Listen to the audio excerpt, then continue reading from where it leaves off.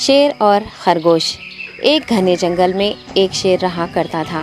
وہ تمام جنگل کا بادشاہ تھا، لیکن وہ بادشاہ جیسے پیش نہیں آتا تھا۔ ہر دن بے رحمی سے جنگل کے جانوروں کو کھا جایا کرتا تھا۔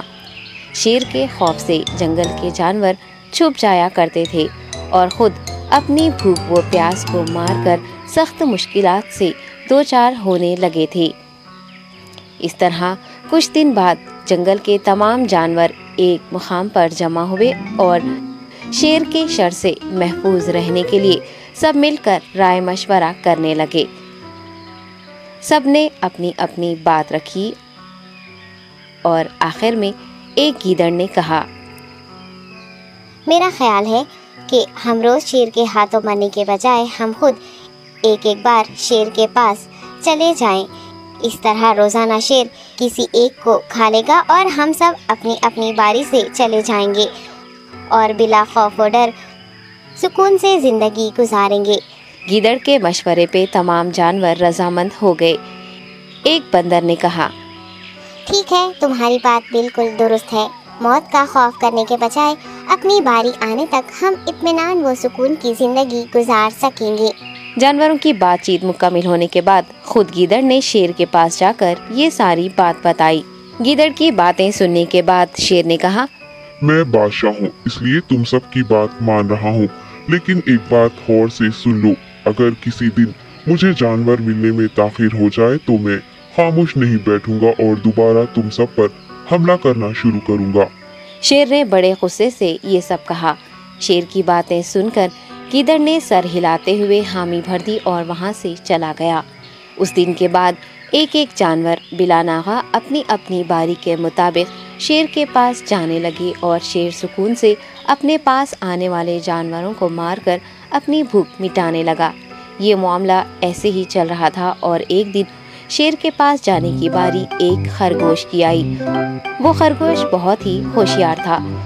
اسے شیر کے پاس جانا منظور نہیں تھا اور اس نے اپنے ساتھی جانوروں کو بے رحمی سے مارنے والے شیر کو سبق سکھانے کی ٹھان لی اور ایک اچھی تدبیر نکال کر آہستہ آہستہ شیر کی گفا کے پاس پہنچ گیا۔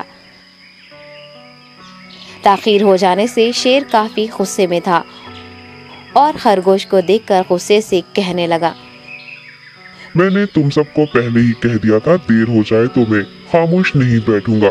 تم نے وعدہ خلافی کی ہے، اس لیے میں جنگل جا کر من چاہے جانور کا شکار کر کھا جاؤں گا۔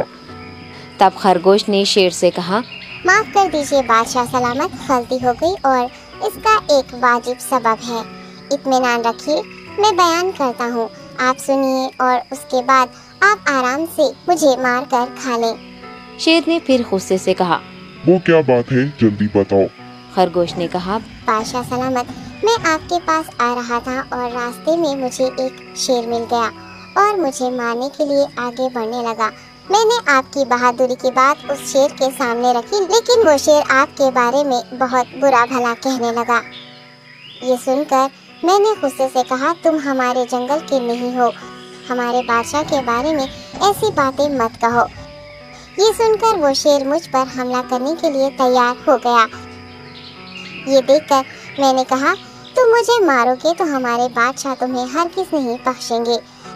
تب اس شیر نے کہا، تمہارا بادشاہ میرا کیا کر لے گا؟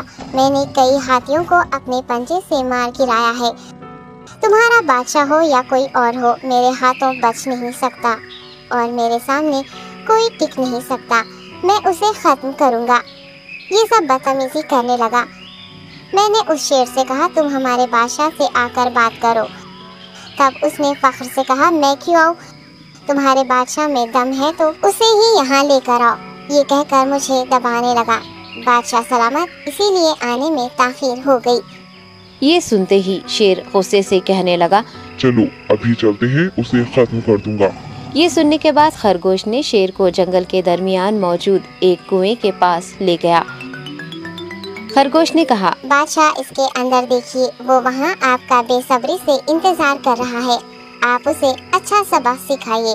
شیر غصے سے فوراً کنویں میں جھانکنے لگا اور زور سے دہاڑنے لگا۔ تب دوسری جانب سے بھی دوسرا شیر دہاڑتا ہوا محسوس ہونے